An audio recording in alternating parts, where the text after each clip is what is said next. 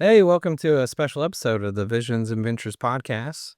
I'm Aaron Behrens, and this is Jordan Doepke with ATMA. He is the, sorry, what was it was very corporate sounding. Yeah, it's a fancy title, President of Channel Distribution. President of Channel Distribution with ATMA.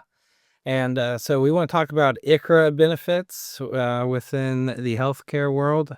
We also want to talk about what it is and how it came about, because it came about through tax law changes that are at this point multiple years old. But yet it's a budding new industry that the old guard really doesn't have the time and energy to put towards it. But just like maybe corporate software is nowhere near as good as individual software, individual healthcare plans that this offers tend to be way better than your generic off-the-shelf corporate healthcare plans. So you want to start us out with when did this become relevant, and why has it taken it so long? Yeah, no, that was a perfect intro, man. I mean, that's what it is. It's, there's just not a lot of customization that's available when you work in a large corporation. You get 1 to 4 plan choices. And then secondarily, the business owner, the board of directors, or the HR director, they're selecting the plans. Well, if I've got 2, 3, 400 employees, how can I individually know what each of their needs are? And, you're trying to put them in this box, like you said. But thank you for having me. This is exciting. We're really happy to be here, and it's been fun to partner with you and meet some of your clients and just see how many people don't understand that this is available. So it started January 20th or January 1st, 2020. It's so obviously been around 5.5 years or so, and it's confusing to people because they see these acronyms in insurance. So the acronym is called ICHRA, Individual Coverage Health Reimbursement Arrangement. So health reimbursement arrangements have been around for a long time, but in 2020, they allowed you to pre-tax for individual coverage. Before, it had to be what they call a group chassis. So they had to be group products. And really, Aaron, what I'm passionate about is, and I think this is a lot of your clients, so I think this is why this is valuable. But when I'm a small business owner, which I am myself, I have a few restaurants that, not a ton of employees, but wonderful, awesome people. And that's a whole nother thing. We can dive into that deeper because restaurants are different. Yeah. But, an individual coverage health reimbursement arrangement for a small business just allows them to, what I would say, give big company benefits, even though they don't have a lot of employees. Because as you know, these insurance carriers, what would you want? A 500 employee group or a five employee group? You want the 500. So they don't cater to them very much.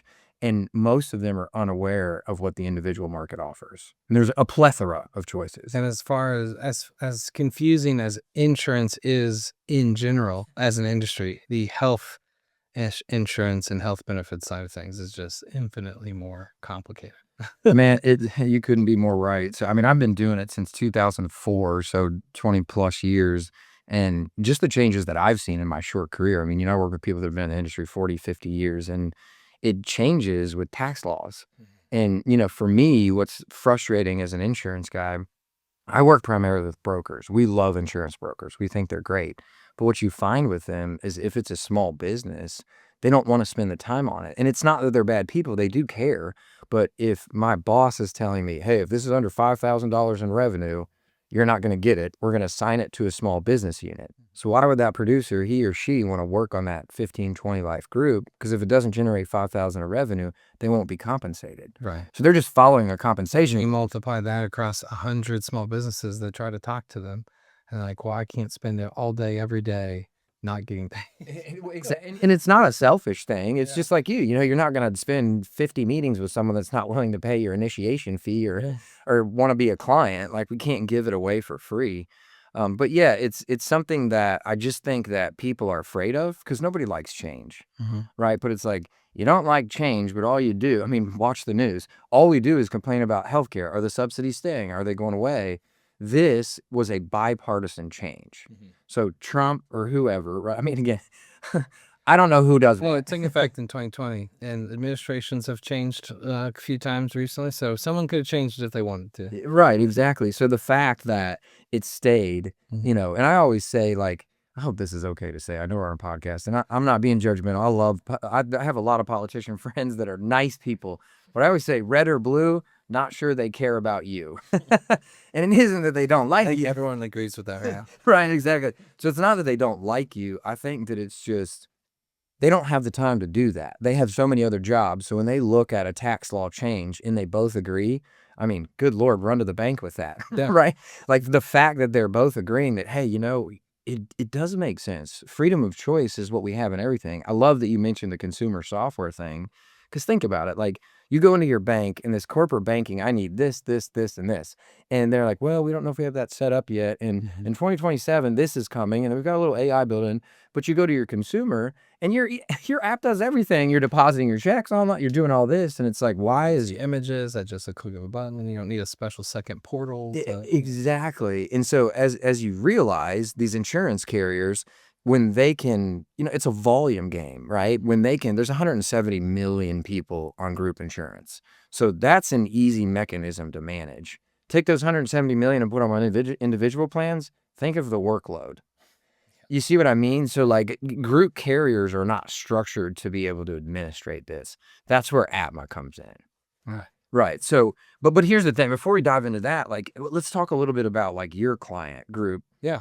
because we want to help people. We never want to take the broker out of the picture. Like we're not trying to be an insurance broker. We're trying to be an ICHRA administrator that shows how these employees can have freedom of choice. I hate to use this example, but everyone knows it. It's like an Amazon marketplace for insurance. Yeah. So we can narrow it down. Now, I think a lot of times business owners are like, whoa, whoa, whoa, whoa, whoa. They're not going to be able to choose from 30 plans or 50 plans or 75 They're going to be plans. overwhelmed. They're going to be overwhelmed. Like, are you going to help us or? You got it. Analysis paralysis, right? So we have an AI solution that comes along with what we do. So 9 times out of 10, we're 70 to 80% of the way there with an employee from an education perspective. So the AI can walk them through to make sure their doctors are networked. And what it starts with is, hey, Aaron, you're in your early 30s. You're getting ready to have child number 5. 80% of people in your situation in this socioeconomic space choose these 4 or 5, 6 plans, this package. Exactly. And so we kind of have that wrapped up nicely. So our goal is to work with people like you, also selling through brokers. But if I'm being honest, dude, why does an accountant not talk to the attorney and not talk to the broker with the business owner? Because that business owner may not have a board of directors because he or she is small, but they have advisors, they have people they care about, and there's 4 or 5 different ones, in my humble opinion, that make important decisions for you, right? Or at least you take their advice. So why would we not talk? I mean, it's a P&L item, line item. It's typically their top 1, 2, or 3, or 4, right? On even a small group if they offer benefits. Right. So last thing I'll say on that, and I'll hand it back to you, but if you're below 50, you don't have to offer benefits. Right. If you're above 50, you do. Yeah. And so the way that employees, not age. You got it. Yeah, right, exactly. 50 employees. But ACA, the Affordable Care Act, said that 50 and above have to do it.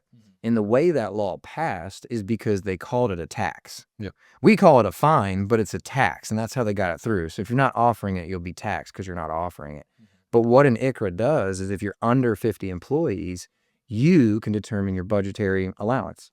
So you can say to each employee, here's a defined contribution, and it may be $50, it may be $1,000. Right. Depends on your cash flow, depends on the company. But this just allows them to, compete with these bigger businesses, and maybe to an employee, that's another 20, 30 grand a year in salary. I have small business clients that they are successful enough that they offer some generic healthcare packages, and it costs them multiple thousands a month. And we're talking about a handful of employees.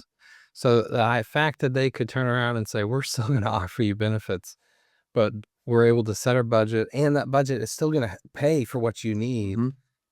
It's a win-win for everybody. It is. Well, and it's a fixed budget item now. I mean, I literally read an article yesterday, just randomly popped up in my feed, but the article said that in 2027, it is an 17 to 18% increase across the board, period.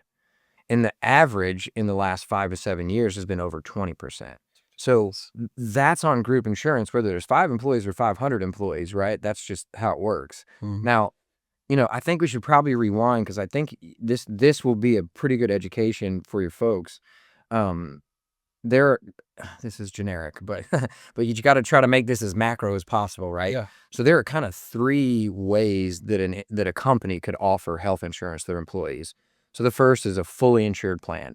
That's where you go to somebody like Aetna, Cigna, Anthem, which is Blue Cross Blue Shield, and you offer a fully insured plan, right? That's where they cover it, they administrate it, you're paying premiums, there's a claims, all these things, right? And that's community rated based on zip code, area, stuff like that. The second is called level funded, and that's kind of a hybrid, which eventually leads into self-insured. Like you're talking about, you may have a 10 life group. Self-insurance probably doesn't make sense for them, and this is where we lean on the brokers. We're not trying to get in the game and understand everything they understand.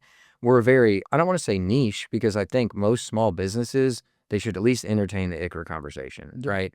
But those 3 things, self-insured can budget because they can fix those costs. Now, they'll go contract with a Blue Cross Blue Shield and let them administrate it. They'll contract like 5 different elements. You got it. And they'll manage the process, but it's your money. Right. And then on fully insured, you're paying your money to them to do it all.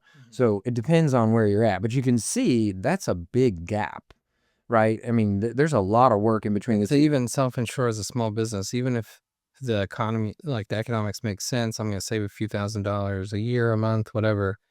It's yet another thing for a small business person to be bogged down with. 100%. And so, but then like for ICHRA and all the associated benefits that like ATMA can offer. So we're saying like, hey, you got 5 employees, you can budget $200 a month per employee plus a small administrative fee to, be working with ATMA or someone who offering ICHRA benefits. Right. What is it then that a small business owner I'm offering my employees when I say I can give you guys $200 a month for ICHRA benefits? That's a perfect question. So I categorize it as 3 categories for employees. I think category 2 and 3 are kind of merging together. The first category obviously is major medical. Everybody wants to know, like, if something, again, God forbid cancer, but 1 in 3 men are going to have some type of potentially prostate or this or that. Like, it's just stats.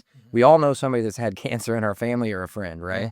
So major medical is always the most important, because if I go in, this is going to be hundreds of thousands, if not millions of dollars, a 1, 2, 3, 5, 7, 10-year process. Like, that's what people are fearful of. Yeah. Not I broke my leg. But that's not really true.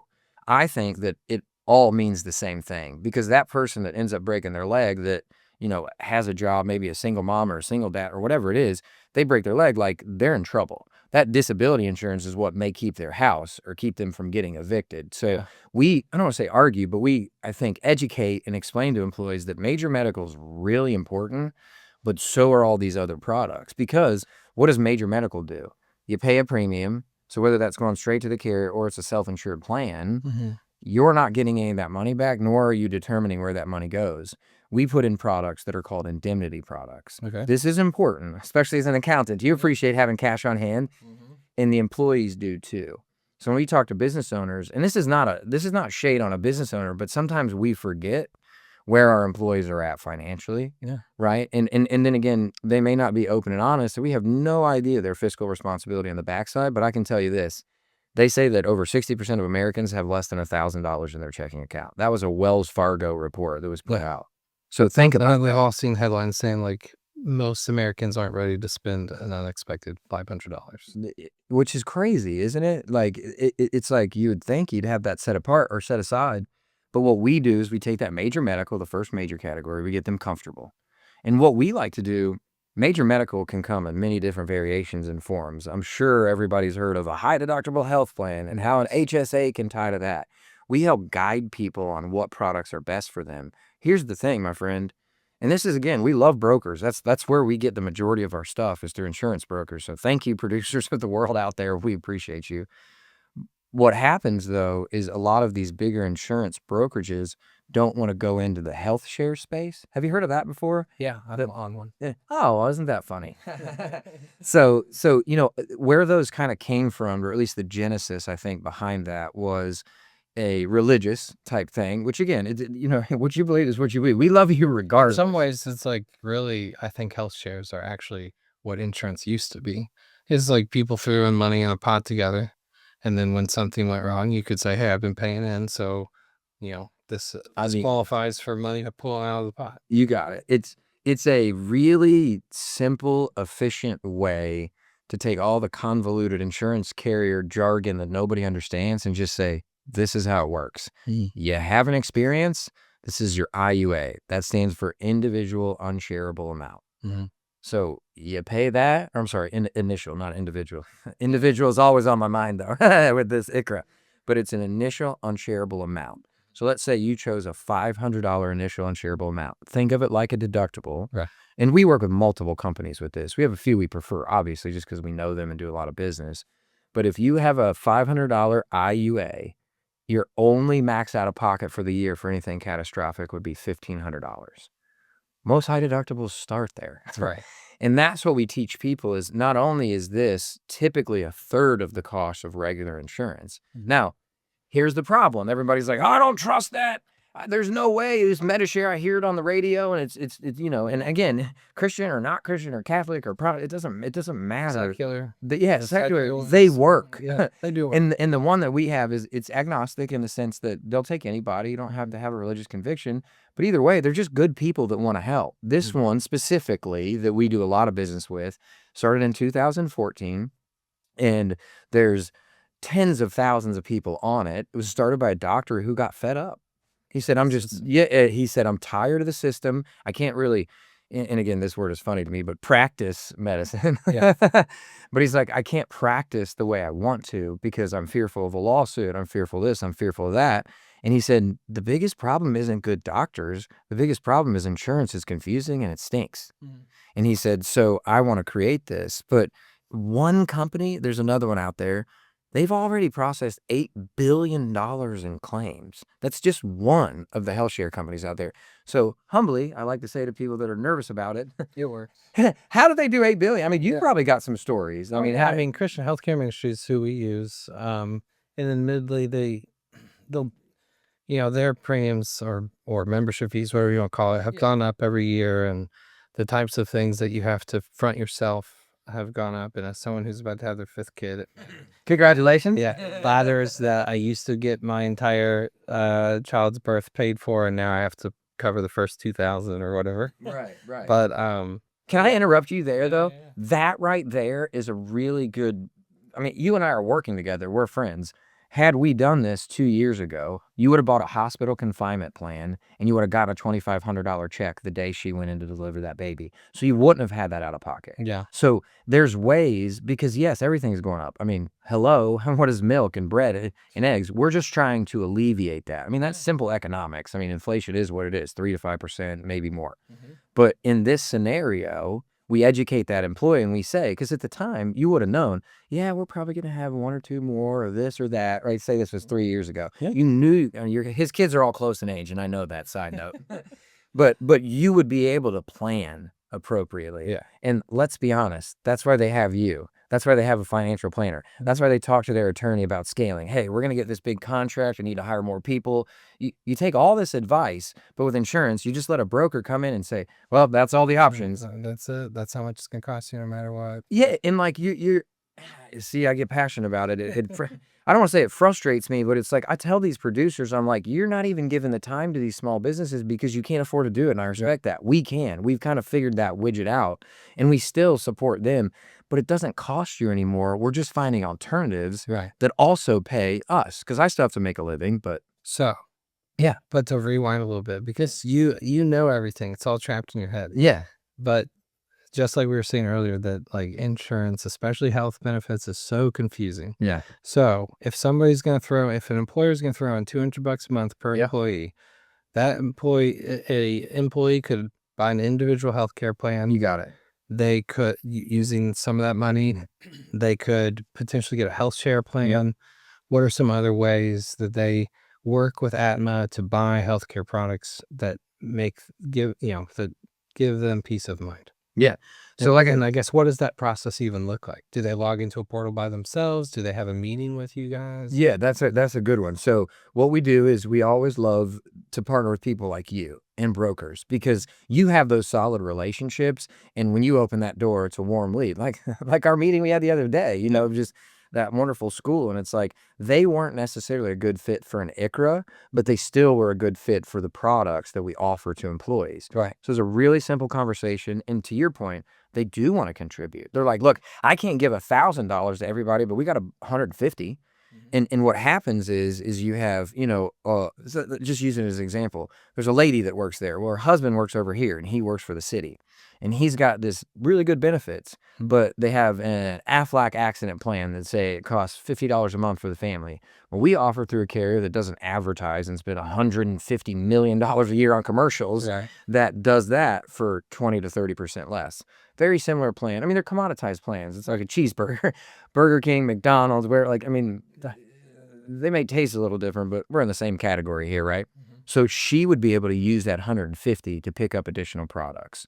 So there's major medical, and then the middle products, they call them ancillary. So there's life insurance, disability insurance, dental, vision. And then the last category, I call it worksite. You might hear of it in the industry as a voluntary. That's kind of how it started. But now with ICHRAs, it doesn't have to be voluntary because you're using your employer contribution to purchase it. Right. So I feel like life, dental, vision, disability is merging with accident, hospital confinement, critical illness plans, cancer. So without boring you with all the different types of plans that there are, ATMA meets with the business owner through a warm lead or whatever introduction. Again, we prefer to go through you or brokers.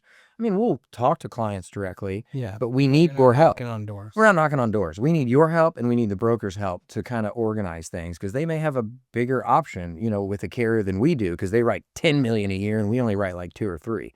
So they may be able to get better deals, but we want to work with them to find the best deal. Does that make sense? So when we talk to the business owner, all we need is a census. So that census just tells us who's in there, their ages, what they're making. Because for disability, you need to know because you're only covering 60% because of taxes and this and that. But when we go in with the business owner, we grab that census. There's 2 things that's going on, right? Because you may have clients that have to be ACA compliant. Right. You have some that are above 50 employees, but for all the ones below 50, don't worry about that. We don't need to run a compliance audit. And again, we do this ongoing because you grow and you change and you lose employees and get employees. That compliance audit needs to happen at least annually. And as far as compliance goes and different aspects to your employees, you guys are able to help people even if they have employees that are utilizing the premium tax credit and they might be on Medicare and Medicaid. Like that changes how you are going to be able to help them, but you can still help them. Absolutely. And you really hurt them if you don't do that. There are a lot of employers that offer it, and then it makes them ineligible, right? But with this whole up in the air about the subsidies and them going away and the change and this and that, we're praying that they give us HSAs for all. Now, the federal government took a very large step in doing that, and that has not been unwound.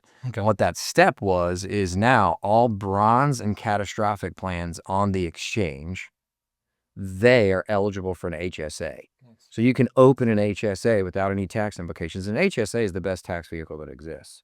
I mean, I don't want to argue with anybody, but I'd love a financial advisor to show me a reason why I'm wrong, because you can build that thing up. It's about $8,500 for a family and max contribution. It's gone up successfully. Really, you're going to spend the money basically. And well, think about this. You're right. But let's say this guy says or gal says, no, I'm 40 years old, man. Like, I got no kids. I don't plan on getting married. We both dual income, no kid. I mean, depends on the person you're talking to. And you look at the dinks, right? You look at them and you say, you're not going to have any medical. Well, no, I'm in great shape and I do. Okay, that's fine. So if you guys did the max contribution and let's say in 7, 8, 9, 10 years, you had $40,000 in that, you don't have to spend it on medical. You can take that and reinvest it. Your financial planner can put that tax-free in a mutual fund, in a Roth IRA, in whatever it is, right? And it's like, and then that dink family goes, oh, I didn't know that, because the broker's not saying that, because the broker's not getting in the weeds with an individual employee. Right. That is the one thing that sets us apart, is like we have a whole team that are wonderful, caring individuals, and they're on health shares. So when they sell this to you, they can tell you, I've been through this, I've experienced this. And I'll give you an example. We had a 25-year-old guy who his premium on this group plan, it was like a 25 employee group, and he's 25 and healthy and he's not thinking about any of this, but who knows, stuff could happen, but he can't afford to do that. So we took him from an ACA exchange plan to a health share, and it was 1/3 the cost. Yeah. And what that did, right? And what that did was the employer contribution, there was still money left over. So this kid bought 3 more plans, and then he tore his ACL playing soccer, and that accident plan paid him $1,800, and he thought his employer was the best thing in the world, right? And he's like, nothing would ever happen to me. Right. And then he's like, wait, I think I bought that accident plan. And then he goes and files the claim, and when he does, he gets a check for $1,800. Well, we know what he did with that. He went to Vegas with his buddies for the World Cup or something. But the point is he felt like, man, my employer really helped me. Right. Yeah. So back to the thing, the census, we get it. The difference with an ICHRA compared to a group plan is there has to be an individual bank account set up for the employee. So think about that. Does the employer want to do that and manage the process? Because that money has to flow a certain way. Because when you know this better than me, when that audit comes, it needs to be exactly. You need to be able to file that accordingly, and then if that happens, pull that out and be like, boom, we did it the right way. So yeah, man, it's really simple. The admin stuff, we started about $25 an employee, but on average, it's typically like, say, 60 to 80 if you want all the other products and all the other offerings and the enrollment services. But we're transparent. I mean, think about it. If I give you your major medical, your life, your dental, your vision, and there's 4 different insurance carriers in there, and there's all this different stuff going on, I'm telling you I'm off your employee benefits package, like, are you reading the plan summary documents? Are you going it's like on your phone. We click on our phone, accept terms and conditions, and there's 80 pages we've never once read, and we're giving away our rights and we don't even know. So in insurance, we just go through all of that and we put bullet points on each one. And then our AI, based on their socioeconomic or demographic scenario, it gives us, this is what 80% of people have done. And so it's really that simple. It's just setting up the account with the business owner, and we'll answer all those questions that they have.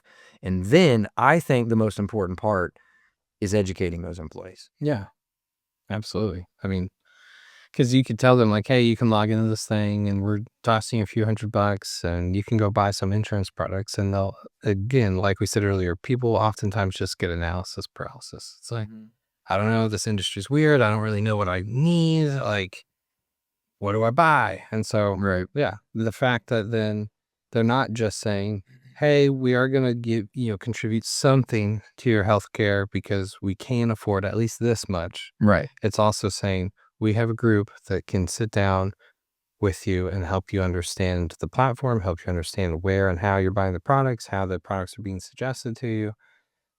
And then you can actually, get something that's useful to you. You got it. And one thing I want them to know is when we set it up and we charge those admin fees, if you say, hey, I can contribute $250 per employee per month, we'll build that into the contribution model. So we always say to an employer, we're like, all you have to do is tell us what you can spend. Yeah, just tell us what you can spend, and then we'll work with that. Right. It's like a realtor. I mean, I've got $100,000 down payment, so that means I can go up to maybe $1 million house, but I probably want to go to 500 or 700,000. Boom. Okay, cool. So he or she goes and starts looking for that. Well, we've already done this thousands and thousands of times. I mean, we onboarded 150 new clients in the 4th quarter. That's awesome. And so we're looking to double that. We've hired 3 more people, and we're a small business too. That's what I tell people. We work with major corporations and really big insurance carriers, and we know a lot of them, and they're great. Because it's like anything, big business isn't bad. It's the person you get in big business. Yeah. It's all about your rep or your salesperson or your customer service person or whatever you want to call it. That's what matters. But we're a small business. We're 6 employees, and we have everything from exchange plans to health insurance plan or health share plans that they're on. But that's their choice. And so some of them just feel more comfortable having a Centene or Molina or Oscar Health. I mean, think of any of the big ones, like individual cover. They just feel better knowing they have that network behind them. But I'm telling you, Aaron, just like you with your health share, if you could literally pick any hospital you wanted, why wouldn't you rather do that than say, oh, this is only in the Northern Network or this is only in Baptist? I think even bigger deal than that for health shares is the fact that it's not, because it's not insurance. When you go to the hospital or the doctor anywhere, you're a cash payer, and it's a different price than if you have insurance. If you have insurance, your price is like $1 bajillion because some middleman or whoever is getting paid, and then the insurance will cover a massive portion of that inflated bill, and then you're still left with some amount of money to pay. Whereas, like when you're a cash payer, it's heavily discounted. It's like actually what, I guess, give or take, that the price should be for the product and service. And then you're still able to turn that back over to your health share and say, hey, I need reimbursed for this. Dude, it's like so much easier. Real life, Cheaper. real life example. One of our clients, that one of the employees that worked there, had a surgery, and we just asked, right? I mean, there's a lot we haven't talked about too. There's direct primary care. I mean, we could go on for hours, but I want to do this whole other thing here. right. It's a whole other thing, but it's something that once an employee is educated, it goes ding.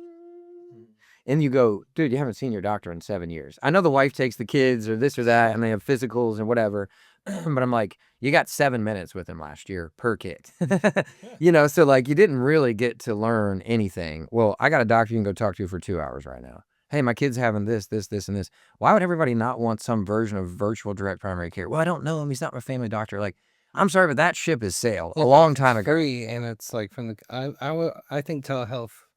I was skeptical. And Real quick though, telehealth, direct primary care, sorry, yeah. very different. Yes, But as far people as don't know having that. virtual availability to a doctor, though. The Absolutely. fact that you can, it doesn't have to be a replacement for actual in-person services. It's just like if you need something on the fly and you need someone to bounce, an idea off, like, I think this is wrong. Is it wrong? Like, no, it's not wrong. Or it's depending on the exact situation. Maybe it's someone that's like, yeah, you probably do have this minor illness. I can write a prescription for you right now. You don't have to drive across town or something.